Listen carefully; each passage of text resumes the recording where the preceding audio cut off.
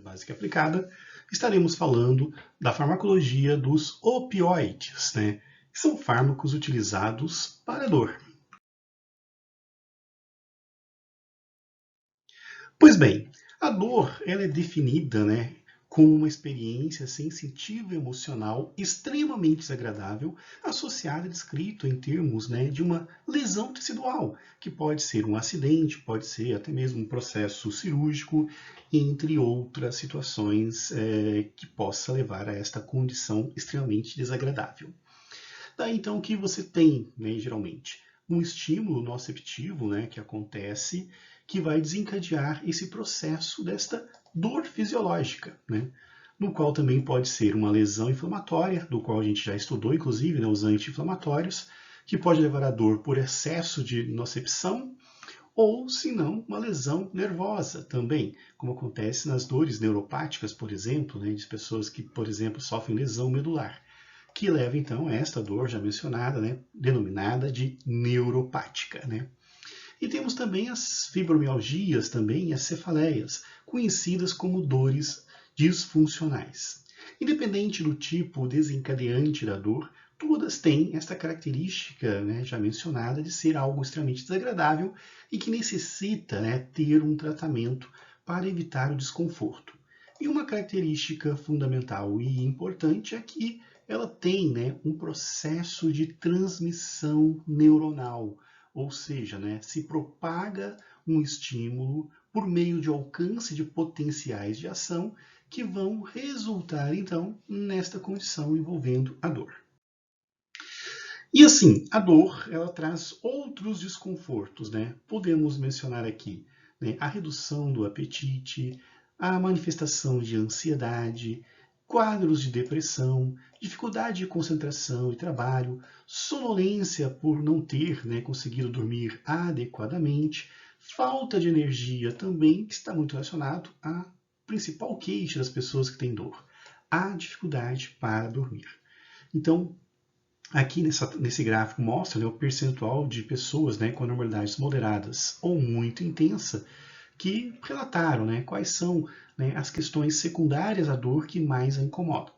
Por isso que é importante tratar a dor, porque ela envolve questões, né, não só, né, do que a pessoa sente fisiologicamente, mas também questões relativas, né, à sua qualidade de vida.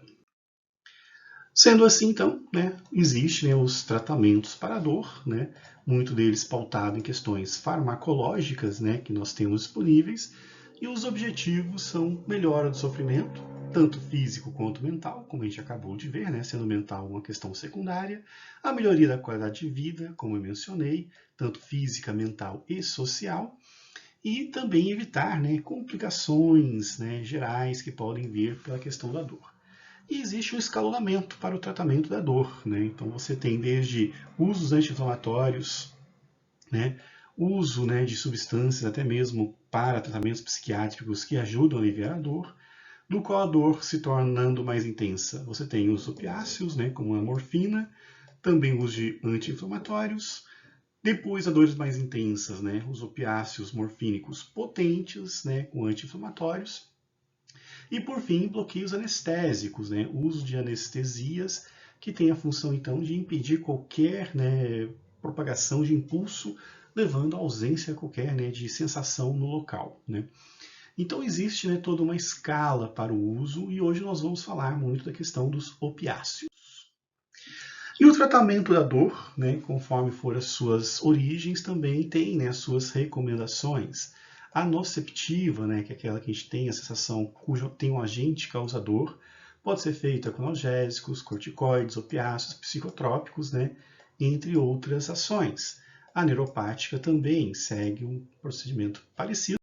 E temos a dor psicogênica também, né, do qual a psicoterapia é uma das principais formas de conseguir lidar com esta sensação, né, desconfortável. Pois bem, mas aí como que acontece então, né, a supressão da dor?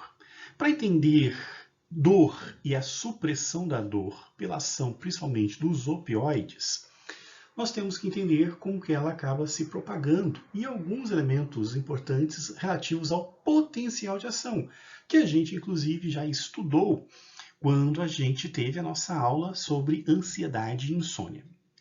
Bom, em regiões, né, do sistema nervoso central, nós temos a presença de receptores opiáceos, que são de 3 tipos, o Mi, o Kappa e o Delta. O que esses receptores, né, geralmente fazem? São responsáveis pela propagação de efeitos neuronais, pela liberação de neurotransmissores mediante o alcance do potencial de ação. Lembrando que, né, os neurônios não têm uma atividade ininterrupta, né? Eles alteram entre atividades de repouso e atividade, no qual a atividade caracterizada pelo repouso, nós temos a polarização dos meios celulares e extracelular e intracelular, no qual você tem uma predominância de cargas que estão expressas, né, pelos íons presentes nesse meio membranal. E quando se tem a atividade, o que acontece? Você tem uma despolarização, geralmente com entrada de carga positiva, onde eu perco, né, um polo negativo. E para a gente compreender melhor esse processo e como que os opiáceos acabam, né, atuando, temos que entender a relação entre 2 íons bem importantes, que é o potássio e o cálcio. O potássio e o cálcio eles têm ações diferentes e, podemos dizer, antagonistas na ação da permeabilidade da membrana, no qual nós temos o seguinte, né? Quando eu tenho saída de potássio, eu tenho bloqueio da entrada de cálcio para um equilíbrio hidroeletrolítico e também das cargas necessárias. Então, se o potássio sai, né, o canal de cálcio se fecha. Daí, quando, né, o canal de potássio se abre, né, o que acontece? Né? O canal de cálcio acaba se abrindo também. Bom, o que os receptores opiáceos acabam fazendo? Né? A ação deles está muito ligada à questão de, né, permitir a entrada de potássio para dentro da célula. E só lembrando, né, se o potássio entra, o cálcio deveria entrar, mas eles bloqueiam a entrada do cálcio. Ou seja, não interferem mais na questão do potencial, do equilíbrio de potencial de ação que deveria existir. A carga de potássio que entra positiva é mínima, mas a carga positiva do cálcio que passa a não entrar, né, não passa mais a acompanhar, né, o cálcio, o potássio, é muito maior. O que faz, então, que aconteça uma hiperpolarização positiva da célula, que leva ela a ficar no estado maior de repouso. O que faz, então, que os impulsos que deveriam ser transmitidos pelos neurônios acabam não acontecendo, incluindo a transmissão do impulso nervoso da dor. Então, resumidamente, o que acaba acontecendo? Eu passo a não interferir na questão, né, da atividade do potássio. O potássio continua tendo o seu trabalho, só que há uma desconexão com o cálcio. E à medida que o potássio continua a sua atividade, o cálcio fica inibido de entrar, e esse cálcio se acumulando, lembrando que tem mais cargas positivas, né, que o próprio potássio, cria uma rede de carga positiva fora, que vai hiperpolarizar a célula, levando ao repouso. Célula em repouso não transmite impulsos para os neurônios vizinhos. Há uma cessação nessa atividade, que no caso cessa a transmissão da dor, né? Então temos essa característica importante.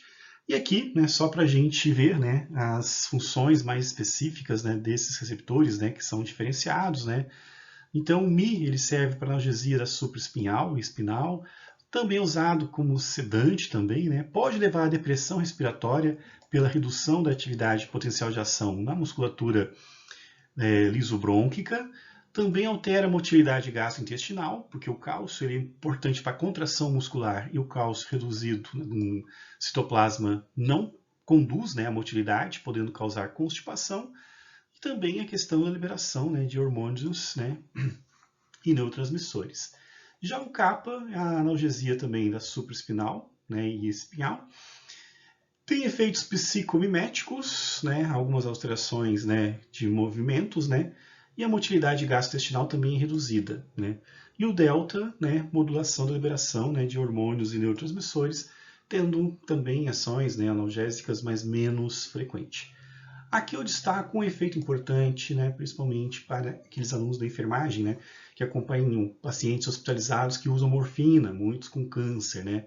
Um problema muito frequente é a questão da constipação, né, estendida, né, do qual muitos ficam um grande período sem ter, né, o ato de defecar, né.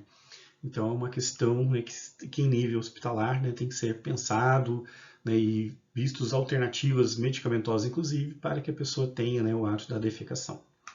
Bom, daí então os principais opioides existentes, né, nós temos a diacetilmorfina, conhecida como heroína, né, obtida a partir da morfina, mais lipossolúvel, menor tempo de duração e causa dependência, né.